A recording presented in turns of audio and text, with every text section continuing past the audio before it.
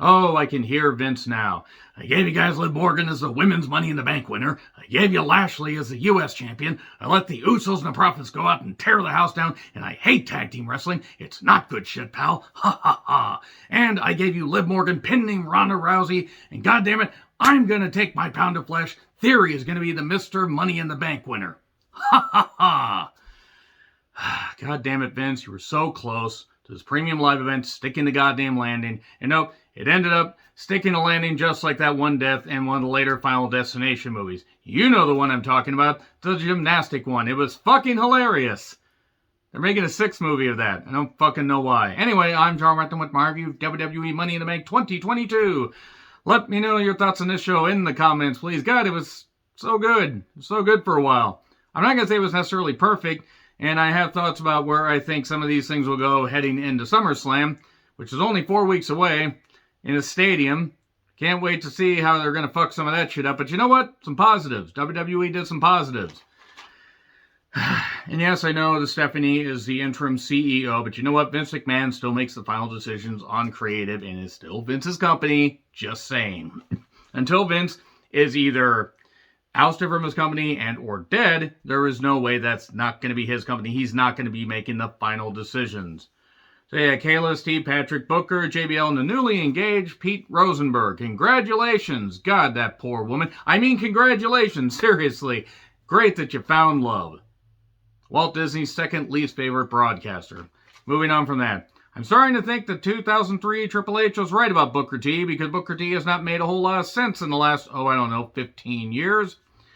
Bianca may be a step ahead of Carmella, was a line said during the kickoff. Bianca could be in a medically induced coma, not that I wish that, for 10 years, and hell, put her in there for another 10 years. She could be in her 50s, and she would be several miles ahead of Carmella on Bianca's worst day, because Carmella is fucking rotten in the ring.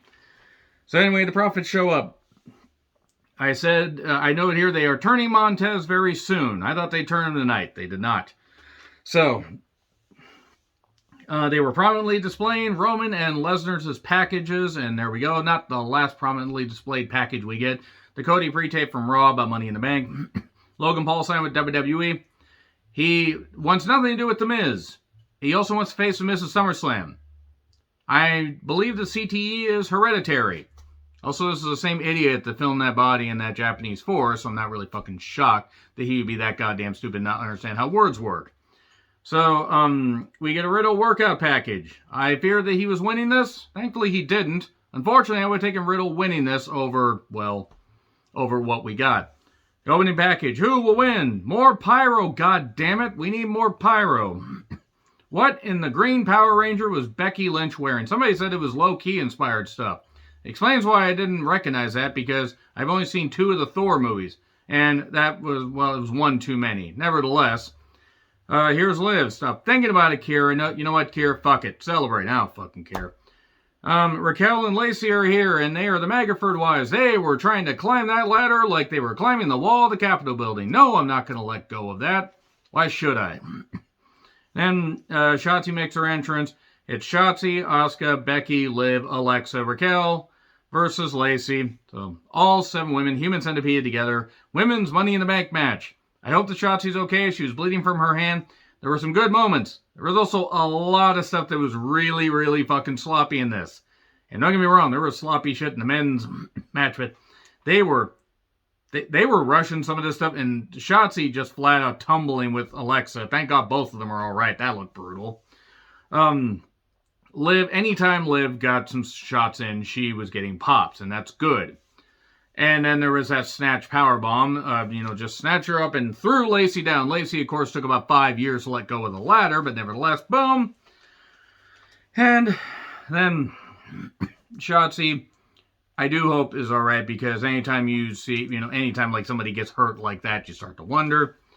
Then we get an erector set built, and then Becky sort of lands on Asuka. Well, she lands flush on Asuka and kind of just skates off of her. I know what she was supposed to do. And then Liv ends up knocking Becky off the ladder, getting on the ropes, coming back, knocking Becky off the ladder, and wins the briefcase, and hooray! Liv Morgan is Miss Money in the Bank. Thank fuck. They finally did something right. I'm not saying that Liv can be an all-time main eventer. I'm not saying that Liv can be one of the greatest of all time, but she's improved. She proved me wrong. I mean, not that that means anything. I'm just one fan, but I thought that she wasn't going to mean much of anything, and she proved me wrong. She's improved quite a bit. Why not reward her? That's what the Money in the Bank is supposed to be. If they had built Shotzi up better, I would have loved to have seen Shotzi win it, but unfortunately, I think the bloom's kind of off the rose with Shotzi in WWE. I just hope she's all right. Becky was just freaking out. That was really goddamn funny because she was Mighty Morphin Lynchin Ranger. Probably should have thought about that since the Green Ranger turned into the White Ranger. It's a nice day for a White Ranger. It's a nice day for a Lynchin in beg. Okay, no. We get the Cody pre-tip again. Lashley took on Theory. U.S. title, it's for International Squirter Supremacy. They were fighting over baby oil squirting. They were fighting over shampoo. Lashley was mega over. Theory, not so much. When Lashley was on offense, this was fine. When Theory was on offense, it was boring. I know that Theory's sound in the ring. He's just boring. And even though Corey's commentary is abysmal, and not just in this match, a little bit later, Theory kept trying to grind down on Lashley, but Elias got, locked in the Hurt Lock. I was trying to find a different way to say that, and the tap out, the U.S. title is saved. Lashley is the U.S. champion. Unfortunately, I fear that means they're going to rocket Theory up to the main event, even though he shouldn't be anywhere near it. So, Sarah interviews Liv. She's thrilled and she's going to take her time with the briefcase because every single Money in the Bank winner for the women has taken their time since Carmella waited about 300 years to cash hers in. The longest was Nikki Ash. One day.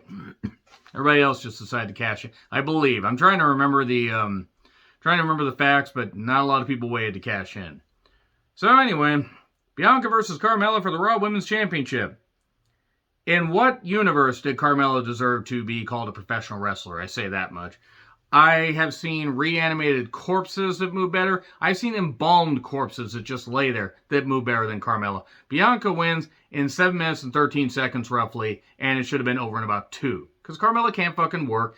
Belongs nowhere. Get this fucking goddamn moldy tangerine out of here. And then we get her attacking Bianca afterwards. So we're going to get this continuing. When this feud wasn't any good to begin with.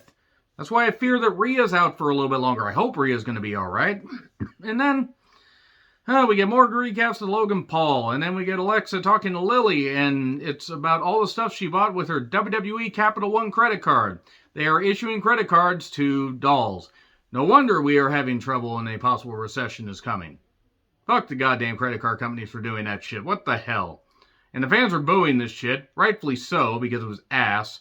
So Cole, Corey, and Pat were on commentary for the tag team match. And oh my fucking goodness, poor Pat. Usos promo. There in Vegas. Close the bars and make sure the Ubers are ready to go. So then the Profits come through the crowd to pop the Profits versus the Usos. I will say, even though I have complained about the fact that the singles matches were the same as they ever were, as the days go by, I will say this match had the audience. It was a terrific match, well-paced, great tag team wrestling. I'm not going to fault it. I know exactly where they're going with it by Raw or SmackDown at the latest, but the crowd was into it. There were rumors of the Profits not getting along, like Santana and Ortiz not getting along in AEW, though it seems to be more legit there, and Santana's actually probably going to split off from Ortiz, rumored. And they are priming Montez. Montez is going to pull a Shawn Michaels on Angelo playing the Mario Jannetty part very soon, because Dawkins is going to dive through the window to escape. Did you see that? What an act of cowardice. One of Bobby Heenan's best goddamn lines ever, and he had a lot of them. The crowd was into it. They were up for all this stuff. Montez was diving. They Uso stopped a bunch of hot tags before that. Montez hit a splash for 2, and then Dawkins got tossed out in the 1D, 1, 2, 3. If it sounds like I'm skipping over this and brushing it up, no, you just really need to go see this because the pacing they had for this is fucking incredible, and it might end up being on my favorite matches of the year list because this is tag team wrestling done right because there was actual psychology here, unlike a Young Bucks match. And yeah, I had to take one shot at the Young Bucks. Because anytime I do it in an AEW review, everybody gets all up in arms. God forbid somebody has some other opinion. So, Montez's shoulder was up during the replays. So we're getting a rematch on Raw or SmackDown. Dawkins is going to take the pin, or Dawkins is going to end up causing a distraction just enough so they can't win, and then Montez is going to beat him up. And there you go. Probably going to challenge Lashley for the U.S. Championship, if not by SummerSlam, definitely by the September-October pay-per-view. Maybe not September, because I don't know if Clash at the Castle is going to be the right call. But nevertheless, we get a KO video package. And it's going to be the new KO show, I guess. Whatever. And there was a weird spoopy deal and everything with weird lighting and an illumination deal and a stained glass window and also a gold medal. And I'm guessing that it's one of two people, Gable Steveson. Probably not him. It's probably going to be Edge because we have gold medals, hair versus hair match, and the feud he had with Kurt Angle. The Dudley's glasses, the armband stuff like with the Hardys. It's probably Edge coming back. Edge coming back for one last run. I cannot imagine that Edge is going to wrestle much past next year's WrestleMania. The injuries and everything, he's going to be almost 50 if he's not 50 now. And he's even said he doesn't have all that much left. But it is what it is. And then Natty gives her shades to somebody as we go to the next match. It's Rhonda versus Natty. Smackdown Women's Championship match. Somebody shouts Sandy Hook or trans rights at Rhonda, so it distracts her, so she loses. And that's what happened a little bit later in the form of a cash-in. No, that doesn't make sense, but Ronda Rousey the raccoon's a goddamn idiot. It was submission-based. Pat did, of course, knock Natty and says, "We have to talk. We're paid to talk." And then Natty yelled, "Shut up." It's like cameraman wasn't even talking. So, by the way, if you do end up hearing a bunch of explosions, it is because it is the Wild Wild West. Yes, the Wild Wild West. Yes, we're straight into the Wild Wild West, because fireworks go off here pretty much 6 months out of the fucking year, and we're almost at July 4th. Which, for those of you across the pond, is when we celebrate our independence, despite the fact this nation has not been more divided in years and years. So, thanks to a bunch of goddamn idiots. So, Rhonda ends up getting the triangle to tap out Natty. Kind of anticlimactic, but then suddenly Liv's music hits. Holy shit, she's coming down, she's going to cash in. And then Rhonda gets her in a fucking ankle lock, and I'm like, oh, you son of a bitch. If you do this, this will be the worst pay-per-view you have put on, premium live event that you put on all year. But no, Liv manages to kick her up and gets a roll-up, the most devastating maneuver in all professional wrestling. The surprise roll-up 1, 2, 3. And there you go. Liv is the new SmackDown Women's Champion. Good. She's going to lose it to Charlotte at SummerSlam, and then they're going to knock her right back down the card. But at least we have Liv for right now. We have Liv as champion. You know what's happening. You fucking know what's happening, because we just can't get away from Charlotte, who has no business being on a wrestling program anymore, because she just hogs the spotlight and takes away everything from everyone, every bit of happiness from everyone. But Liv is champion. Let's rejoice for a little bit, because we're not going to have this happiness long, I fear. I hope I'm wrong.